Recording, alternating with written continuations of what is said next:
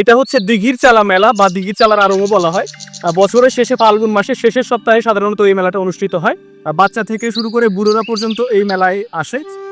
মেলার দিকে যাচ্ছিলাম, সামনে দেখলাম রবি এবং রাজু ভাই হেরে যাচ্ছে। দীপ্তিকল দেখতে পেয়ে রাজু ভাই নিজেকে হালকা শীতল করে নেওয়ার চেষ্টা করলো। মেলার মাঠে প্রবেশ করতেই দেখি নাগরদোলা এবং চরকি, বাচ্চারা বেশ আনন্দ নিয়ে চরকিতে চড়েছে। রবিকে দেখলাম সামনে বন্দুকবাজি করতে, যে বেলুন ফোটানোর চেষ্টা করছিল। তারপর সামনে গিয়ে দেখি রঙিন পানীয় বেশ সুন্দর ছিল। এছাড়াও দেখলাম বাঁশি। এই ছোটবেলায় খেলার যে ব্যাপারগুলো ছিল আপনারা অনেকে দেখেছেন। এই জিনিসটা ছোটবেলার অতীতের যে কথাগুলো আছে সেগুলো মনে করায় দেয়।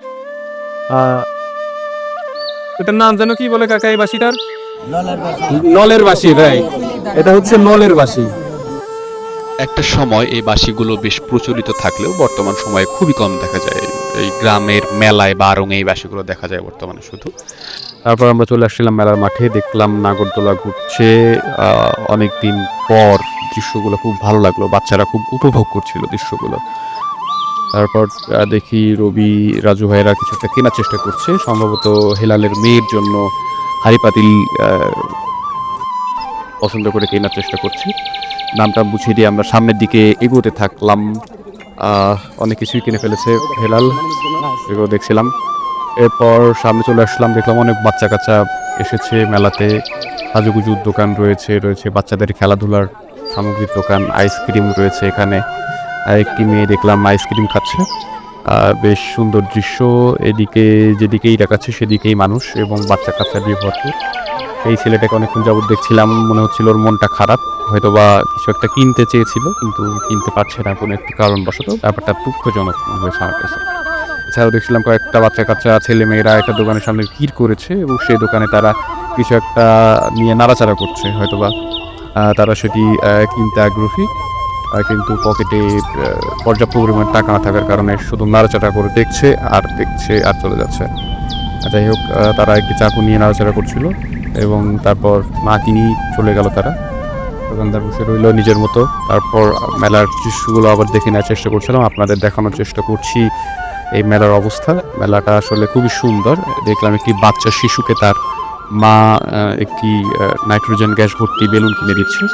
তারপর দুইটি শিশুকে নিয়ে তার দাদা অথবা নানা মেলায় এসেছে দেখে মনে হচ্ছে। খুবই সুন্দর একটি দৃশ্য। মেলার আড়ং বা গ্রামের আড়ং এই ধরনের দৃশ্য খুবই কমন। এরপর দেখলাম রয়েছে পপকর্ন। এছাড়াও মেলার মাঠে বিভিন্ন খাবার জিনিসপত্র বানানো হচ্ছিল। এছাড়াও ব্যবহার্য বিভিন্ন সামগ্রী এই মেলায় ছিল। প্রচুর পরিমাণ মানুষ, যেদিকে তাকাচ্ছে সেদিকেই মানুষ। আসলে এই যে দিঘির চালা মেলা, এই মেলা বছরের শেষে একদিনের জন্য অনুষ্ঠিত হলেও বিভিন্ন জায়গা থেকে বিভিন্ন মানুষ এখানে চলে আসে তাদের প্রয়োজনীয় জিনিসটি কেনার জন্য বা মেলায় ঘোরার জন্য। এখানে অনেক কিছুই দেখতে পাচ্ছিলাম। এই লোকটি উল দিয়ে কোনো একটা কিছু বুননের চেষ্টা করছিল, ছাতির মতো দেখতে। বাচ্চাদের বেশ আকর্ষণ করছিল এই জিনিসগুলো।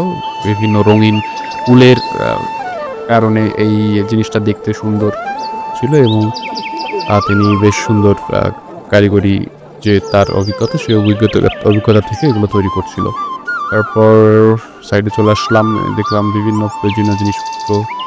এখানে বিভিন্ন বয়সী মানুষ মেলায় উপস্থিত হয়েছিল এবং সবাই বেশ আনন্দ ঘন মুহূর্তে ঘোরাফেরা করছিল এদিক ওদিক দিয়ে।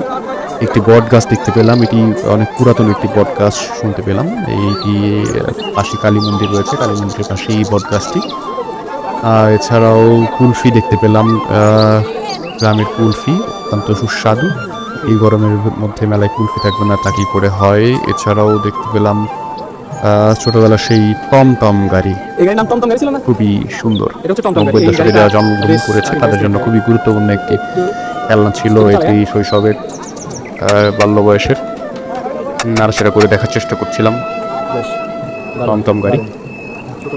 তারপর পাশেই আরও বেশ কয়েকটি গাড়ি ছিল, এই গাড়িগুলো বেশ জনপ্রিয় ছিল। মেলায় আসবো কিন্তু এই গাড়িগুলো কিনবো না, এটা এক সময় খুবই অসম্ভব একটা ব্যাপার ছিল। দেখছিলাম কীভাবে বানায় গাড়িগুলো। বেশ সুন্দর। এখনকার জেনারেশনের কি অবস্থা জানি না, তবে আমাদের সময় এই গাড়িগুলো খুবই জনপ্রিয় ছিল। মনে পড়ে গেল সেই কথাগুলো। তারপর সামনে যাচ্ছিলাম, গিয়ে দেখি বাবলু পাঁপড় ভাজা কিনছে। এক মুরব্বি পাঁপড় খাচ্ছে। তিনি খুবই অভিজ্ঞ একজন পাঁপড় বিক্রেতা মনে হলো। তার বানানো পাঁপড় বানানোর যে কৌশল সেটি দেখার চেষ্টা করছিলাম। তেলটা কিছুটা কালো মনে হচ্ছিল, কিন্তু তার বেশ সুদক্ষ মনে হলো। সে খুবই দ্রুত পাঁপড়গুলোকে ভেজে একদম সমান করে রেখে দিচ্ছিল। আরেকটি পাঁপড় নিয়ে এসে তেলের মধ্যে দিল। আমরা সামনের দিকে যাওয়ার চেষ্টা করছিলাম।